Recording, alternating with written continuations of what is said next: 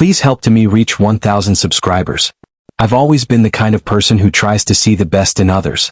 Jealousy was never something that came naturally to me. Leah and I had been married for 8 years, and for most of that time, I truly believed we were steady. Not flawless, not magical every day, but rooted in trust and comfort. We met back in college. She was deep into psychology lectures and research papers, and I was grinding through business courses. She had this warm, unguarded laugh that made people lean closer, and when she looked at you, it felt like you were the only person in the room. That's the version of her I married. Our life was simple, familiar in the best ways. Friday nights meant making pizza from scratch and watching crime documentaries until we dozed off on the couch. Sundays were for slow walks in the park. Fights happened, but they were rare and usually softened by a joke or a hug before the day ended. But about half a year ago, something shifted. At first it was easy to ignore. A new lock on her phone, a few extra hours spent at work, long evenings at the gym. Then she started slipping the phone under her pillow at night, brushing me off when I asked if everything was okay. The warmth I once felt from her had cooled into impatience and distance. I made excuses for her. Work pressure, burnout, maybe she was going through something she wasn't ready to share. But one night, around 2 in the morning, I woke up and realized she was gone from the bed. I checked the usual places, the kitchen, the living room, nothing. Then I heard quiet laughter. I followed it to the laundry room. She was sitting on the dryer, legs crossed, phone pressed to her ear, whispering in a voice she hadn't used with me in months. I miss you too. No, he has no idea. I didn't say a word. I just stood in the shadows, watching the faint outline of the woman I thought I knew. Something inside me didn't burst, it simply cracked cleanly like glass under pressure. I slipped back into bed before she noticed I was gone. 15 minutes later, she returned, curled against me, and kissed my shoulder as if everything was normal. I stayed perfectly still. I didn't sleep for the rest of the night. The next morning, I acted like nothing had changed. I brewed coffee, got dressed, and walked out the door.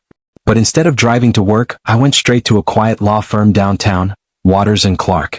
I sat across from an older attorney named Thomas Clark and told him the truth. Not with anger or tears, but like I was explaining a failing business strategy. He only asked one thing. Are you trying to fix this marriage, or are you ready to leave it? My answer came without hesitation. I want out completely. Over the next several weeks, we prepared everything. I hired a private investigator. The photos he brought back were blurry but unmistakable.